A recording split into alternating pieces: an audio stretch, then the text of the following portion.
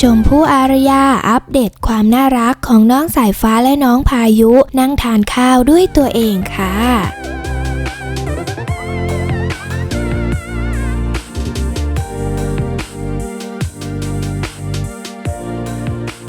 ยิ่งโตยิ่งฉายแววความหล่อจริงๆเลยนะคะสำหรับทายาทหมื่นล้านลูกชายฝาแฝดของคุณแม่ชมพู่อารยาและคุณพ่อน็อตวิสรุตอย่างน้องสายฟ้าและน้องพายุต้องบอกเลยว่าตอนนี้ทั้งคู่ก็อายุที่2 ขวบเศษแล้วเรื่องพัฒนาการไม่ต้องพูดถึงกันเลยเพราะพี่ชายคนโตอย่างน้องสายฟ้าก็พูดเป็นประโยคได้ชัดถ้อยชัดคำแล้วส่วนน้องคนเล็กอย่างน้องพายุ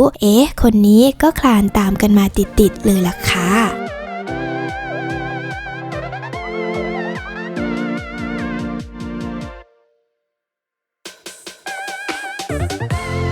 ล่าสุดใน IG ของคุณแม่ชมพู่อารยาก็ได้อัปเดตรูปภาพสุดน่ารักที่ทำเอาพี่แฟนคลับถึงกับหัวเราะออกมาเลยว่าแม้จะไม่มีแคปชั่นแต่ก็เรียกเสียงฮาได้จากท่าทางของน้องๆที่ดูเหมือนกับว่ากำลังจะโมโหหิวมากๆเพราะทั้งคู่ต่างก็จับช้อนซ่อมและตักอาหารเข้าปากตัวเองอย่างกระฉับกระเฉงค่ะ